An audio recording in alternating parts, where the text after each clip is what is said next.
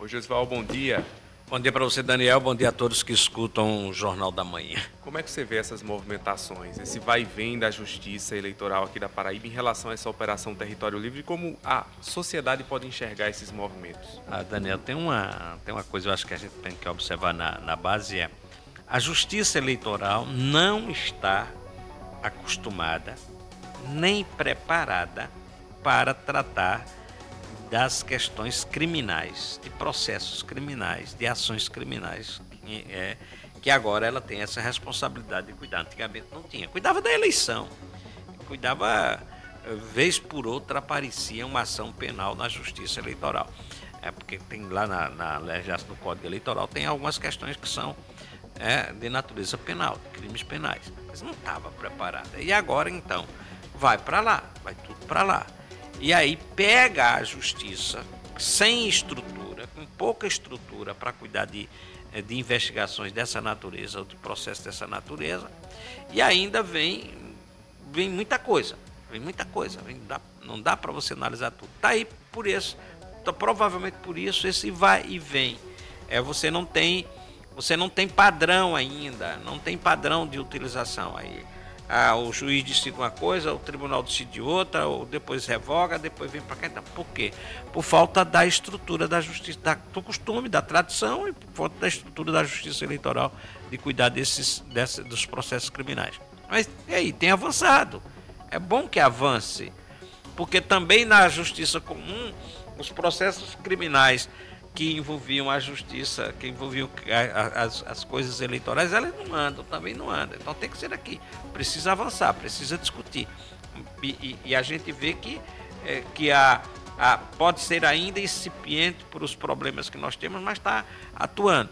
A justiça não está conseguindo combater, por exemplo, a captação ilícita de sufrágio onde a gente sabe. Eu tenho recebido notícias do interior do estado que as prefeituras hoje, os prefeitos sobretudo, as prefeituras têm dinheiro, está com muito dinheiro, não tem reclamação nenhuma de prefeitos. Além disso, veio dinheiro de emendas PIX liberadas no início do ano, não agora, que os prefeitos não têm muita obrigação de prestação de contas. Mas as notícias que eu tenho lá são, assim, por exemplo, de combustível, gastos de combustíveis excessivos nas prefeituras, que as pessoas suspeitam que a oposição suspeita nos municípios que seja para desviar dinheiro, gastos excessivos com contratação de pessoal, quando não contrata, e aí o próprio nominando Diniz, presidente da Câmara, do Tribunal de Contas, já disse que essa contratação excessiva de pessoal define eleições no interior, então tem muito disso.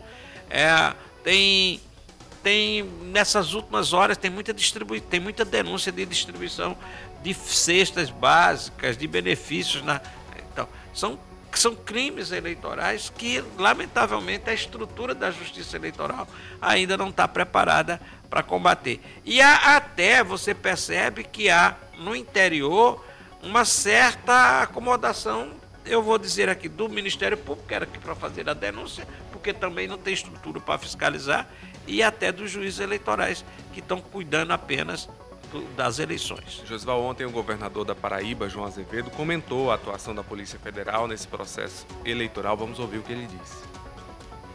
É importante entender que todas as instituições estão funcionando normalmente e como é bom que cada uma funcione e exerça seu papel. Cada instituição realizando seu papel. Eu não tenho dúvida nenhuma que tudo isso será avaliado por quem de direito, que é a Justiça. Cabe à Justiça fazer as devidas correções de rumos, às vezes, e dar prosseguimento às investigações. Eu acho que isso é mais do que natural. Fala bem institucional, né, Josival?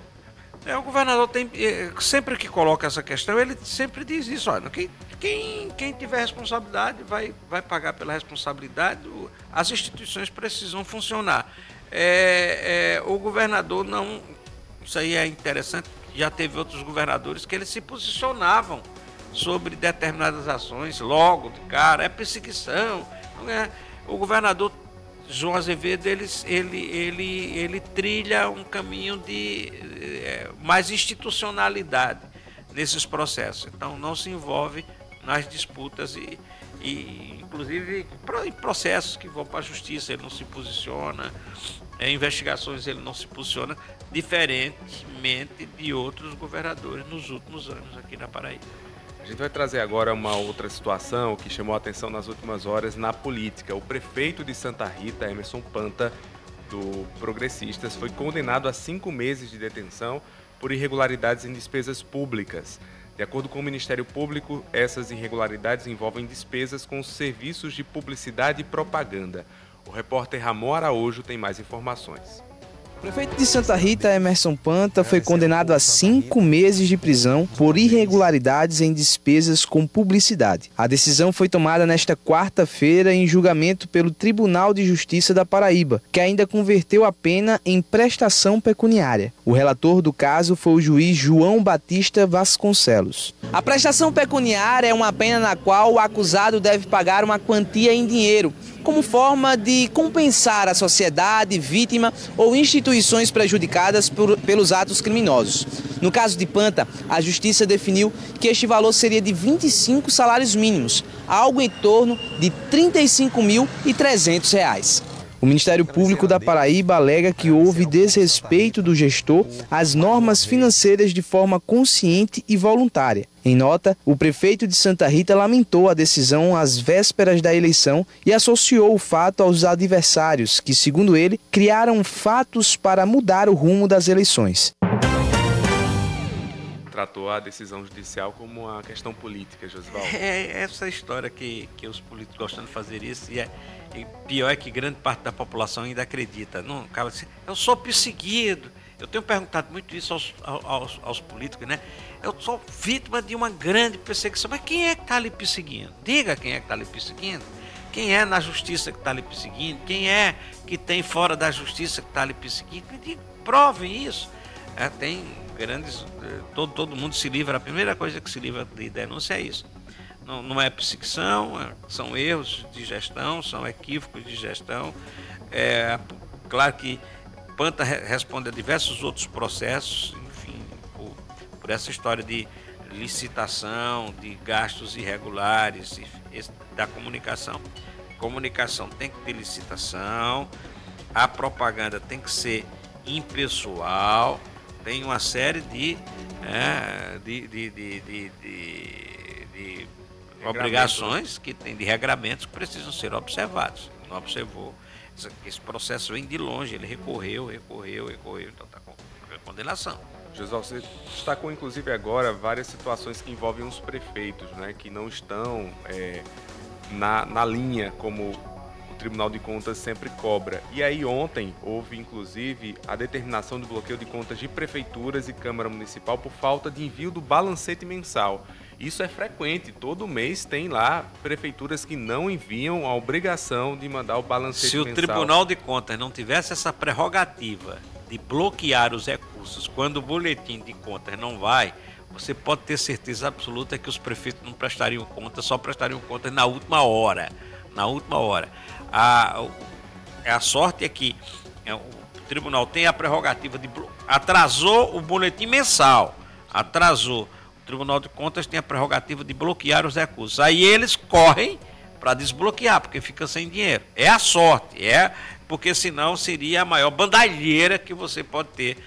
O cara tem o bloqueio, o recurso vai ser bloqueado e o cara ainda atrasa, e muitos atrasam. Pois é, Prefeitura Municipal de Bom Sucesso, de Mari, Nova Olinda, além da Câmara Municipal de Dona Inês, estão nessa lista que saiu ontem no Tribunal de Contas aqui do estado da Paraíba.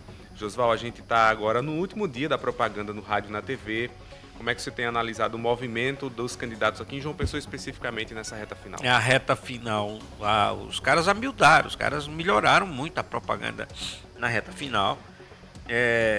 A propaganda eleitoral, ela, sobretudo as inserções, e o guia também, mas as inserções, elas trataram daquilo que é o interesse de cada candidato nessa reta final, mas durante o tempo todo, de tentar desconstruir o outro. O alvo de praticamente todos foi Cícero Lucena, e no caso mais recentemente Luciano Cartaz tentando também desconstruir Rui e Queiroga tentando desconstruir, então, sobretudo Rui também, Rui e Cícero.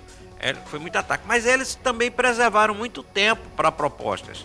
Claro que tem uma coisa que me arranha, é quando eu vejo uma quantidade enorme de propostas que são na grande maioria, inexequíveis, né? É uma fábrica de propostas. Vou fazer. A gente sabe que não dá para fazer. Propostas que dependem do governo federal, enfim. Mas deveria ter mais parcimônia, né? Saber concretamente. Eu acho que o grande debate político, para evoluir para frente, para a gente saber lá na frente, eu proponho e dizendo como eu vou fazer.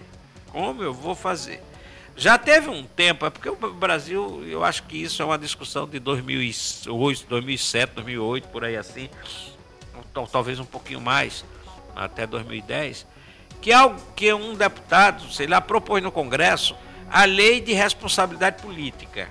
Tinha sido aprovada a lei de responsabilidade fiscal ali em 90 e alguma coisa no governo Fernando Henrique Cardoso, 98, 97, 98, e alguém propôs a lei de responsabilidade política. O que é a lei de responsabilidade? O que seria a lei de responsabilidade política? Durante as campanhas, aquilo que você prometesse, você seria obrigado a fazer, senão você sofreria penalidade, inclusive, de não poder disputar outras eleições. Claro que não. Não pegou, né? É claro que eles não iam discutir isso no Congresso Nacional. Claro que eles não vão aprovar a lei para prejudicar. Mas é uma coisa interessante. Nós deveríamos ter um limite para isso, né? E eu acho que o eleitor vai ter que cobrar. Você promete, mas você vai ter que dizer como é que você vai fazer. É essa a obrigação. Tem muitas promessas que não dão para fazer. Agora, o guia eleitoral, neste ano, na atual campanha, voltou a ser valorizado. Guia eleitoral, a propaganda política voltou a ser valorizada. As pesquisas, muitas pesquisas feitas, mostraram que os candidatos apostaram nisso, e a televisão e a audiência dos programas eleitorais cresceu na televisão. Em algumas, por exemplo, São Paulo, durante um período aí das campanhas todas mostraram que o prefeito Ricardo Nunes, ele só cresceu nas pesquisas e depois começou o guia eleitoral. Porque a propaganda de gestão dele não estava atuando. Ele conseguiu aparecer para a televisão. Mas houve um crescimento. Inclusive a televisão aumentou de audiência, aumentou como sendo canal, a audiência para as pessoas se informar sobre política no Brasil. Então, o guia eleitoral voltou a se valorizar. Tem uma reportagem da revista Veja, acho que de 10, 15 dias atrás, em que ela diz isso. Que depois que chegou às redes sociais, imaginou-se que a televisão, o guia eleitoral, como todo, ia morrer. E nesta campanha eleitoral foi realmente uma das referências, mais do que as redes sociais, que é super interessante. Escrevi sobre isso na minha coluna do T5 ontem. Sim. Tá certo? Está disponível ontem a coluna do T5, tratando um pouco desse assunto, que eu acho que é uma notícia alvissareira. Muito bem. Josival Pereira sempre aqui no Jornal da Manhã comentando e analisando a política. Obrigado, Josival. Até amanhã. Bom dia para você, Daniel. Bom dia a todos. Intervalo, a gente volta já.